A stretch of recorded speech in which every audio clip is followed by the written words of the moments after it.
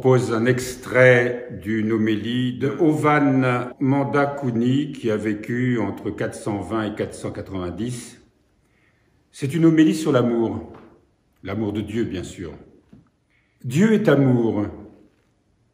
Celui qui demeure dans l'amour demeure en Dieu et Dieu demeure en lui. Dit le disciple de Jésus, Jean, fils du tonnerre. Frères, écoutez et rappelez-vous ce discours d'amour. Celui qui aime Dieu aime aussi son frère, parce que l'amour de Dieu s'exprime par l'amour fraternel. Celui qui aime son frère d'un amour saint devient une demeure pour Dieu et Dieu vient demeurer en lui.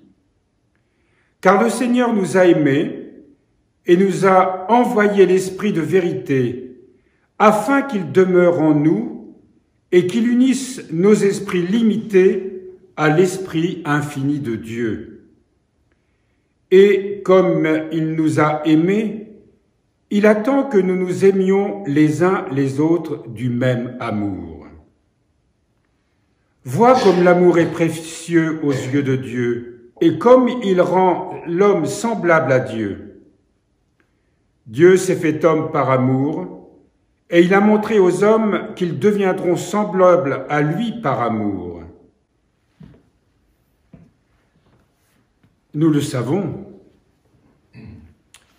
lorsque nous parlons de l'amour, nous savons tous qu'il est difficile d'aimer.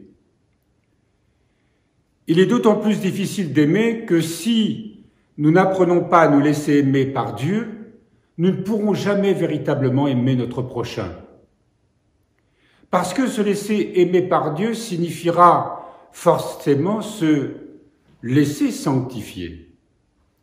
Parce que l'amour n'est pas un vague sentiment. L'amour a ses propres lois. J'entends l'amour de Dieu. Et on ne peut pas recevoir l'amour sans s'ouvrir et accepter les lois que contient cet amour. Tout ce qui est étranger à son amour, à l'amour, ne peut pas recevoir l'amour. C'est pour cela que lorsque nous sentons en nous les passions qui nous agitent, nous savons que nous nous fermons à l'amour, parce que nous sommes prisonniers de notre nature humaine, avec toutes les conséquences que cela produit. Mais si nous reconnaissons être victimes d'une passion, quelle qu'elle soit, et que nous nous tournons vers Dieu en lui demandant de nous conformer à son amour, là tout devient différent. Et à ce moment-là, je ne suis plus victime de ma nature, où j'essaye d'aimer l'autre en fonction de mes intérêts,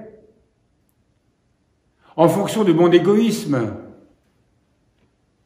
Mais Dieu, peu à peu, m'apprendra à aimer mon frère pour lui. De l'aimer d'un amour pur. C'est pour cela qu'il y a une relation vivante entre l'amour de Dieu et l'amour du prochain. Dieu a tant aimé le monde qu'il a envoyé son Fils unique pour la rédemption du monde. Si nous nous aimons les uns les autres comme Dieu nous a aimés, aucun malheur ne peut entraver notre amour. C'est intéressant cette phrase. Si nous nous aimons les uns les autres comme Dieu nous a aimés, aucun malheur ne peut entraver notre amour. C'est-à-dire que quoi qu'il arrivera dans notre vie, cet amour sera toujours vivant, sera toujours vrai en nous. Les choses du monde ne peuvent pas déstabiliser cet amour. Parce que cet amour vient de Dieu et qu'il ne dépend pas des circonstances. Et que par conséquent, si nous sommes vraiment habités par cet amour, rien ne pourra le déstabiliser. Là où il y a l'amour, il n'y a pas de crainte. Comme le dit Jean, il n'y a pas de crainte dans l'amour, mais l'amour parfait chasse la crainte. La crainte est source de souffrance, tandis que l'amour engendre l'audace et rend l'homme intrépide face à toutes les souffrances. Qu'y a-t-il en effet de plus paisible que l'amour? Le fait d'être affranchi de tout trouble et d'accomplir la volonté de Dieu. Là aussi, c'est intéressant. Là où il y a l'amour, il n'y a pas de crainte. Voyez, dans le monde comme nous vivons, dans la crainte, dans les soucis, et nous sommes d'ailleurs abondamment manipulés. Il nous faut nous libérer à tout prix de toute crainte, de tout souci. Ça ne veut pas dire que, en nous libérant de la crainte et des soucis, nous n'allons plus avoir aucun problème. Il y a toujours des épreuves, il y a toujours des difficultés dans la vie. Nous traversons parfois des malheurs. Mais chaque fois que nous nous sentons déstabilisés, chaque fois que nous sentons en nous une peur, une crainte, une angoisse, une colère, un trouble, ne cherchons pas à expliquer ce qui se passe. Mais tournons-nous vers le Seigneur avec foi.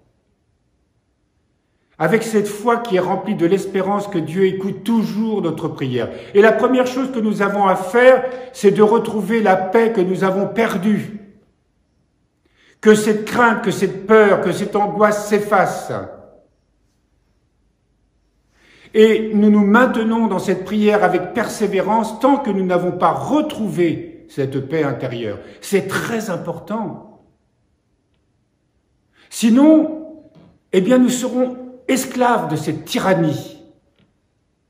Et vous imaginez, si nous avons des choix à faire, dans quelles conditions nous allons faire ces choix et quels choix nous allons faire. Ça ne correspondra certainement pas à la volonté de Dieu. Ça ne correspondra pas à la loi de l'amour. Ça ne correspondra pas à la vérité, parce que ce seront des sentiments humains qui se heurteront à d'autres sentiments humains. C'est ça, aimer son prochain. Refuser d'entrer en conflit avec lui. Refuser d'entrer en conflit avec soi. Refuser d'entrer en conflit avec quelque chose d'extérieur. D'ailleurs, lorsqu'il y a un conflit en nous, ça veut dire qu'il y a une dualité. Ça veut dire qu'il y a un combat, il y a une guerre. Mais notre nature n'est pas faite pour vivre dans la guerre. Que la dualité soit la réalité de ce monde, oui.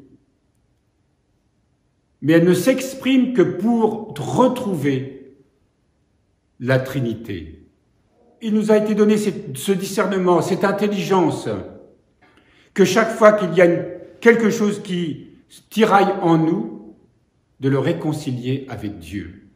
Et quand je dis le réconcilier avec Dieu, cela veut dire qu'il y a une sorte de mutation, de transformation, de transfiguration qui s'opère peu à peu en nous chaque fois que nous vivons un conflit. Mais cette transfiguration ne peut pas s'opérer si nous persévérons pas dans la prière et dans la certitude que c'est par cet amour que les choses en nous peuvent changer. Donc de nous affranchir de toute peur, de toute angoisse, de tout souci.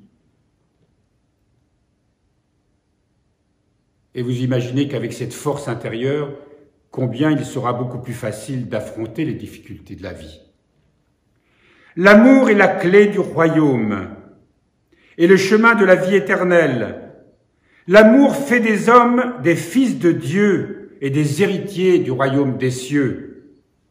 L'amour transforme la nature corrompue en nature pure et l'être mortel en un être immortel. L'amour fait d'êtres terrestres des êtres célestes et d'hommes de cendre des hommes de feu. L'amour est divinement proche de tous ceux qui le cherchent car Dieu est amour. L'amour est divinement proche de tous ceux qui le cherchent. C'est ce que je vous disais précédemment. Cherchons l'amour. Cherchons l'amour pour retrouver la paix. Cherchons l'amour pour retrouver la joie. Cherchons l'amour pour trouver le discernement. Cherchons l'amour pour être sûr de faire la volonté de Dieu. L'amour, comme le dit le prophète de Khalil Gibran, a ses propres lois. Nous ne pouvons pas dicter à l'amour nos propres lois. C'est lui qui est le maître. Parce qu'il est le principe vital de toute chose, parce qu'il est l'essence même de la vie trinitaire. Il nous faut réapprendre simplement les lois de l'amour dans notre vie spirituelle, dans notre vie ascétique. L'amour est divinement proche de ceux qui le cherchent, car Dieu est amour, et désire l'amour qui jaillit d'un cœur pur et d'une foi sincère. L'amour de Dieu désire notre amour.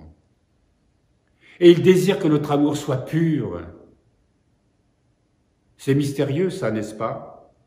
Que l'amour désire notre amour. Parce que l'amour est relation, parce que l'amour est communion. Et de cette communion que nous vivons avec Dieu, nous trouverons une communion avec notre prochain totalement nouvelle. Nous n'aurons plus jamais le même regard sur les êtres et les choses, parce que ce regard sera celui de l'intelligence du cœur illuminé par l'amour.